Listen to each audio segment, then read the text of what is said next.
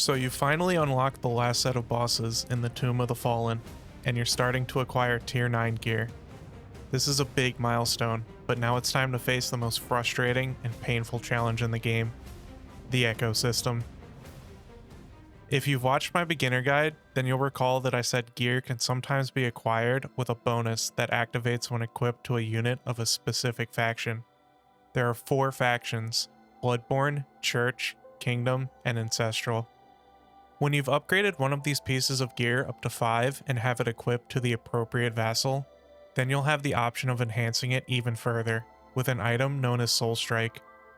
This will permanently bind the item to the vassal, upgrade it above tier 9, and randomly roll a selection of bonus stats. Bosses within the Haunted Sepulchre give consumables that can be redeemed for a random faction specific piece of gear. Currently, we only have access to the Crypt of Doom, which gives currency that can be redeemed for a faction-specific tier 9 ring. More bosses will be available later, and we'll have the option of target farming the gear that we need. So how do you get Soul Strikes? They have a low chance of dropping from any of the bosses that drop tier 9 gear. The boss within the Crypt of Doom has a higher chance to drop Soul Strikes, up to a 100% chance at level 3. It's likely that the unreleased bosses in the Haunted Sepulchre will have a similar drop table. If you're feeling impatient, then you can also purchase bundles that include them from the cash shop. No matter how far along you are in this game, you will never have enough Soul Strikes, so it's important to use them wisely. When it comes to rolling gear, there's a right way and a wrong way to do it. You're going to want to work your way from the bottom to the top. The first line has a 100% chance to roll a stat, the second is 50%, and the third is 30%. Once you have a desirable stat in the third line, then you should lock it until you roll your desired stats in lines 1 and 2.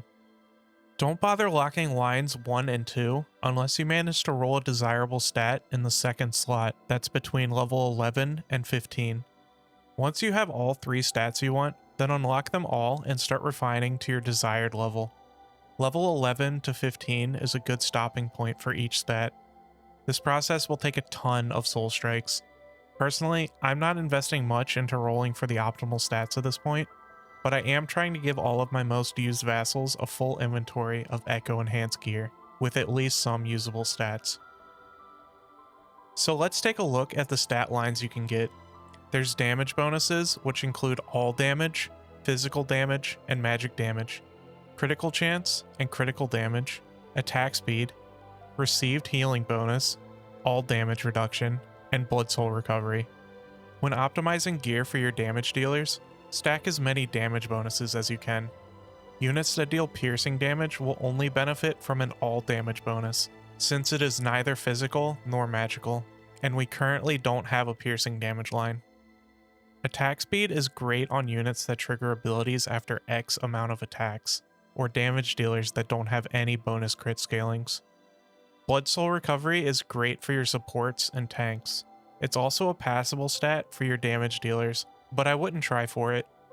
If you're rolling gear for a character like Ressa that passively gains a lot of critical chance, then make sure you're prioritizing critical damage over critical chance so that you don't go past 100% critical chance.